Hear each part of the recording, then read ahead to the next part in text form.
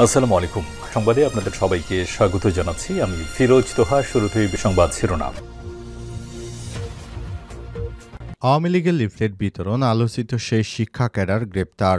আওয়ামী লীগের ঘোষিত কর্মসূচি অনুযায়ী অন্তর্বর্তীকালীন সরকারের পদত্যাগ চেয়ে ঢাকায় লিফলেট বিতরণ করায় লালমনিরহাটে আলোচিত কলেজ শিক্ষক মুকিব মিয়াকে গ্রেপ্তার করেছে ঢাকা মহানগর গোয়েন্দা পুলিশ ডিবি। সোমবার ৩ ফেব্রুয়ারি রাতে রাজধানীর শেরেবাংলা নগর এলাকায় শেরেবাংলা কৃষি বিশ্ববিদ্যালয়ের ডেপুটি রেজিস্ট্রার ইলিয়াসুর রহমানের বাসা থেকে তাকে গ্রেপ্তার করা হয়েছে বলে জানিয়েছে ডিএমপির অতিরিক্ত কমিশনার ডিবি প্রধান রেজাউল করিম মল্লিক।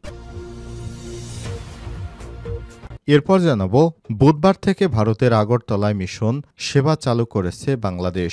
ভারতের ত্রিপুরা রাজ্যের আগরতলায় সহকারী হাইকমিশনে ভিসা ও কনসুলার সেবা শুরু হচ্ছে বুধবার ৫ই ফেব্রুয়ারি থেকে মঙ্গলবার ৪ই ফেব্রুয়ারি। আগরতলা সহকারী হাইকমিশনারের ওয়েবসাইটে প্রকাশিত এক বিজ্ঞপ্তিতে সব তথ্য জানানো হয়েছে।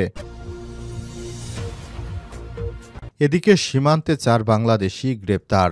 ভারত বাংলাদেশ সীমান্ত এলাকায় গরু পাচারের অভিযোগে ৪ বাংলাদেশিকে গ্রেপ্তার করেছে ভারতীয় সীমান্তরক্ষী বাহিনী বিএসএফ। আজ এক প্রেস বিজ্ঞপ্তিতে বাহিনী জানায়, ভারত বাংলাদেশের সোনা মসজিদ মাহাদীপুর সীমান্তের কাছে গরু পাচারের সময় গ্রামবাসীর সহযোগিতায় ওই ৪ বাংলাদেশিকে আটক করেছে বিএসএফের ৮৮ ব্যাটালিয়ন জওয়ানরা।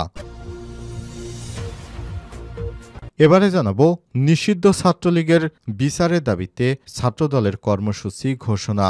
নিষিদ্ধ সংগঠন ছাত্রলীগ কর্তৃক সংগঠিত সব সন্ত্রাসী কর্মকাণ্ড যথাযথ বিচার ও সন্ত্রাসীদের সাজা নিশ্চিত করার দাবিতে বৃহস্পতিবার ৬ ফেব্রুয়ারি থেকে মার্চ ফর জাস্টিস কর্মসূচি ঘোষণা করেছে ছাত্রদল। আজ এক বিজ্ঞপ্তিতে এই কর্মসূচির বিষয়ে ঘোষণা করেন ছাত্রদলের সভাপতি রাকিবুল ইসলাম রাকিব এবং সাধারণ সম্পাদক নাসির উদ্দিন নাসির। এদিকে স্বাস্থ্য খাত সংস্কার কমিশনে জাতীয় নাগরিক কমিটির প্রস্তাব। মন্ট্রিয়ার কৃষকের একই চিকিৎসা সেবা নিশ্চিত সহ দেশের সব স্বাস্থ্য ব্যবস্থা আধুনিক ও সমৃদ্ধ, সবার জন্য সমান সুযোগ নিশ্চিত করতে স্বাস্থ্য খাত সংস্কার কমিশনের কাছে আনুষ্ঠানিকভাবে প্রস্তাবনা জমা দিয়েছে জাতীয় নাগরিক কমিটি। এবং সর্বশেষ জানাবো, অনুমতি ছাড়া চট্টগ্রাম বন্দরে প্রবেশ, পানামার পতাকাবাহী জাহাজকে জরিমানা। চট্টগ্রাম বন্দরে জলসীমায় অনুমতি ছাড়া প্রবেশের দায়ে পানামার পতাকাবাহী জাহাজ এমভি ডলফিনকে বাংলাদেশি মুদ্রায় ১০ লক্ষ টাকা জরিমানা করেছে বন্দর কর্তৃপক্ষ। জাহাজটি সর্বশেষ পাকিস্তানের করাচি বন্দর থেকে রওনা দিয়ে আজ মধ্যরাতে চট্টগ্রাম বন্দরের পানিসীমায় প্রবেশ করে, কিন্তু আগে বন্দর কর্তৃপক্ষকে জানাতে হয়। কিন্তু বিষয়টি না জানানোর কারণে তাদেরকে ১০ লক্ষ টাকা জরিমানা করা হয়েছে। জাহাজটি বর্তমানে ১১,৬০০ টন জ্বালানি তেল রয়েছে। প্রিয় দর্শক, এতক্ষণ শুনছিলেন সংবাদ শিরোনাম, এবারে বিস্তারিত। তবে তার আগে বন্ধুরা, অনুরোধ থাকবে এই সংবাদটিতে একটি লাইক দিন। এই চ্যানেলে আপনি নতুন হয়ে থাকলে আমাদের সংবাদটি দেখতে দেখতে চ্যানেলটি সাবস্ক্রাইব করে রাখুন। কমেন্ট করে বন্ধুরা আপনার মূল্যবান মতামত জানিয়ে দিন আপনি বিশ্বের কোন দেশ থেকে বা বাংলাদেশের কোন স্থান থেকে আমাদের সংবাদটি দেখছেন এবং শুনছেন। এবারে বিস্তারিত। আওয়ামী লীগের লিফলেট বিতরণ, আলোচিত সেই শিক্ষা ক্যাডার গ্রেপ্তার। আওয়ামী লীগের ঘোষিত কর্মসূচি অনুযায়ী অন্তর্বর্তীকালীন সরকারের পদত্যাগ চেয়ে ঢাকায় লিফলেট বিতরণ করায় লালমনিরহাটে আলোচিত কলেজ শিক্ষক মুকিব মিয়াকে গ্রেপ্তার করেছে ঢাকা মহানগর গোয়েন্দা পুলিশ। সোমবার ৩ ফেব্রুয়ারি রাতে রাজধানীর শেরেবাংলা নগর এলাকায় শেরেবাংলা কৃষি বিশ্ববিদ্যালয়ের ডেপুটি রেজিস্ট্রার ইলিয়াসুর রহমানের বাসা থেকে তাকে গ্রেপ্তার করা হয়েছে বলে জানিয়েছেন ডিএমপির অতিরিক্ত কমিশনার ডিবি প্রধান রেজাউল করিম মল্লিক। তিনি বলেন, শিক্ষক মুকিব মিয়াকে গ্রেপ্তার করে শাহবাগ থানায় হস্তান্তর করা হয়েছে। ওই থানায় তার নামে একটি মামলা রয়েছে। লালমনিরহাটের পাটগ্রামে সরকারি জসিমউদ্দিন কাজী আব্দুল গনি কলেজের ইংরেজি বিভাগের সহকারী অধ্যাপক হিসেবে কর্মরত মুকিব মিয়া বিসিএস শিক্ষা ক্যাডার ৩১তম ব্যাচের কর্মকর্তা। ঢাকা বিশ্ববিদ্যালয়ের প্রাক্তন শিক্ষার্থী মুকিব ছাত্রলীগের সোহাগ নাজমুল কমিটির গণশিক্ষা বিষয়ক সম্পাদক ছিলেন।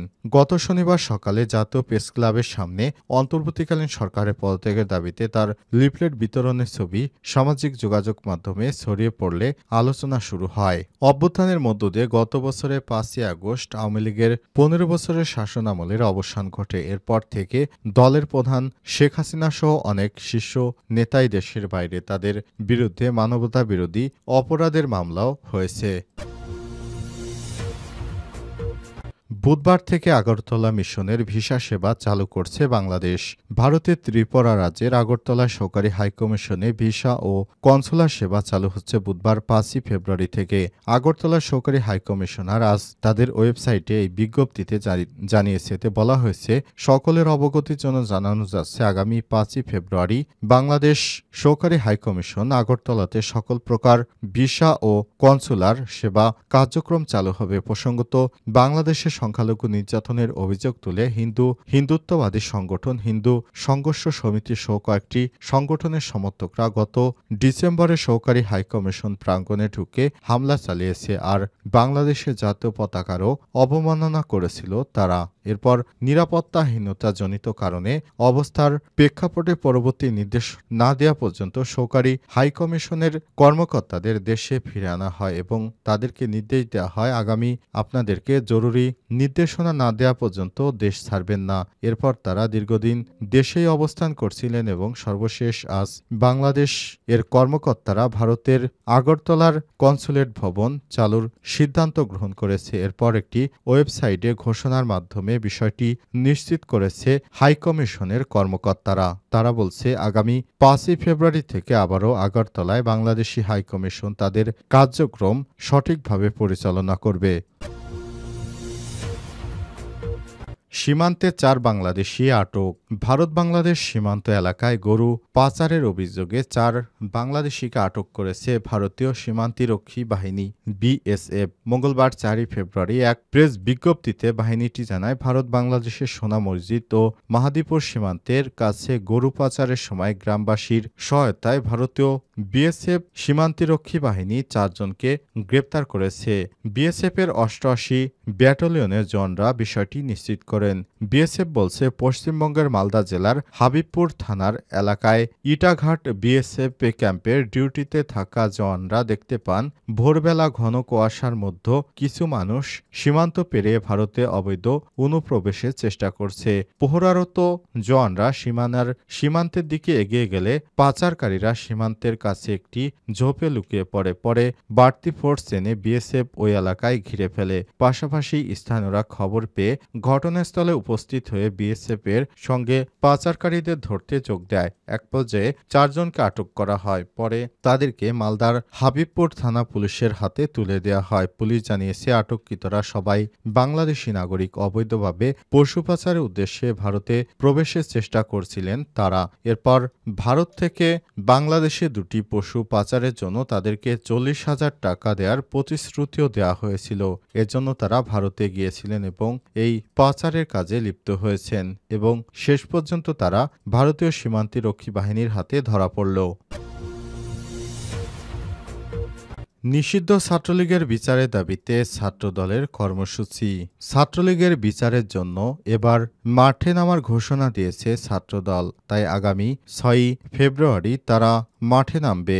আজ ছাত্রদলের সভাপতি রাকিবউদ্দিন রাকিব এবং সাধারণ সম্পাদক নাসিরউদ্দিন নাসির এসব কথা জানিয়েছেন। ছাত্রদলের নেতাকর্মীরা বলছেন, ছাত্রলীগ একটি সন্ত্রাসী খুনি বাহিনী, তাই বাংলাদেশ থেকে তাদেরকে নিষিদ্ধ করা হয়েছে। এজন্য অন্তর্বর্তীকালীন সরকারকে তারা ধন্যবাদ জানায়। পাশাপাশি ছাত্রদলের নেতারা বলেছেন, বিগত ১৭ বছরে যেভাবে বিএনপির নেতাকর্মীদের হয়রানি করেছে, এর জন্য ছাত্রলীগকে অবশ্যই বিচারের আওতায় আনতে হবে। তাই তাদের বিচার নিশ্চিতের দাবিতে ছাত্রদলের নেতাকর্মীরা মাঠে নামার ঘোষণা দিয়েছেন এবং নেতাকর্মীদের ছাত্রলীগের সন্ত্রাসীদের বিচারের জন্য মাঠে নামার জন্য আহ্বান জানিয়েছেন। আগামী ৬ ফেব্রুয়ারি তারা মাঠে নামবেন। এজন্য আজ ৪ ফেব্রুয়ারি একটি কর্মসূচির ঘোষণা দিয়েছেন বলে জানা গেছে।